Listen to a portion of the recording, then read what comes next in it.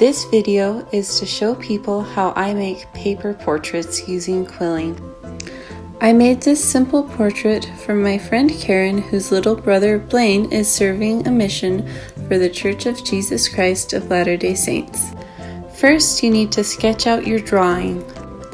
Then trace your drawing with pen. Erase all the pencil marks. Make sure that all lines meet, or else it will be difficult for the Cricut to cut out the shapes correctly. If you plan on using a Cricut, scan the image into your computer. If you're going to use a Cricut, upload the image to Design Space and then use the contour feature to select the correct colors for each shape in the image. You don't have to use a Cricut to make a paper portrait, but it does make it easier, and I don't like cutting things out with scissors, so that's why I use it.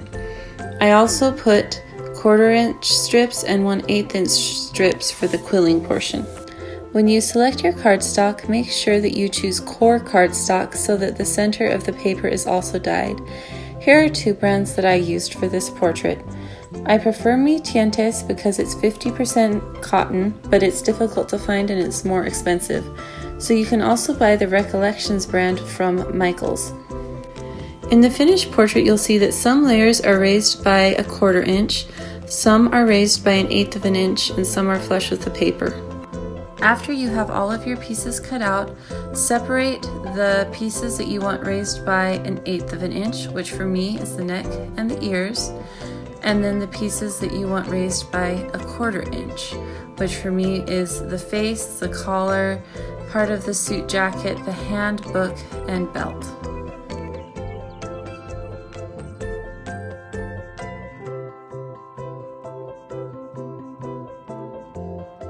Next, get your quilling supplies ready. A paper plate, an old plastic card.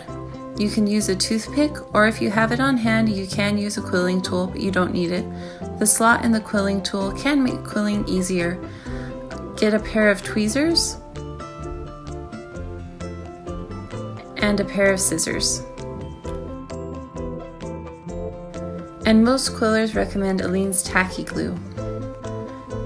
Put a line of Aleene's tacky glue on your paper plate and then smooth it out with the plastic card that you have.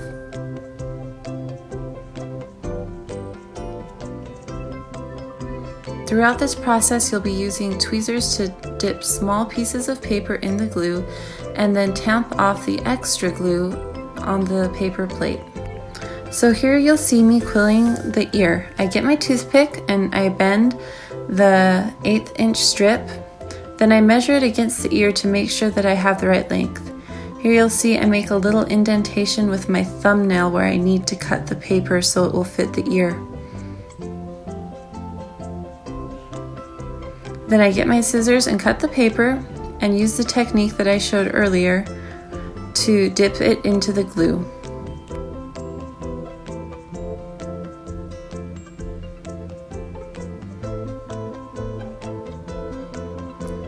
I stick the small quilling strip onto the ear, and then when it's time to glue the ear onto the paper, I'll make sure that the quilling strip side is down and the flat portion of the ear is facing up.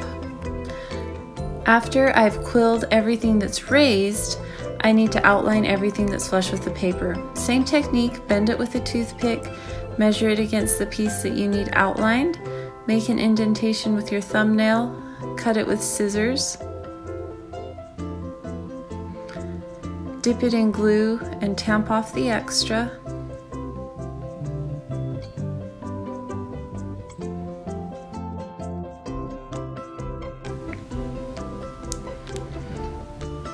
And then line it up with the piece that is flush with the paper.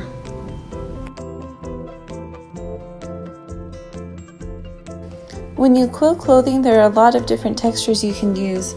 I'm just going to use some really simple textures for the sake of this tutorial, but if you're interested in learning more textures for clothing quilling, you can look up quilling tutorials on YouTube. For the suit, I'm going to use a pinstripe texture that's really simple and just made out of lines. So I cut this strip the length that I want, and then I dip it in the glue and tamp off the extra. Fun fact, my phone is balanced in a large empty stein right now so that I can get this angle. And then I just put it where I want it in the suit and hold it down for a couple of seconds. Here's what the suit looks like when it's all done. Next, I'm going to make a classic quilling coil for the tie. I wrap the quilling strip around the toothpick, and then I roll it a little bit tighter by hand.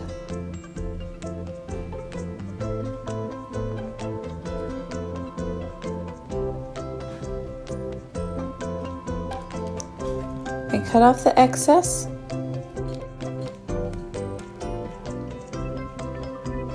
and then I get a little bit of glue with the toothpick and put it on the inside of the quilling strip. Then I have to hold it on there for just a couple seconds, probably less than 5 seconds, so that it will stick. The Aleene's glue dries really well. Once the glue is dried, I pinch one end of the circle and then I bend it so that it kind of resembles a paisley pattern like you might see on a tie in real life. Then I get the tweezers and I use them to dip it in the glue. I switch my paper plate out for a Tupperware lid, tamp off the extra, and put it on the tie.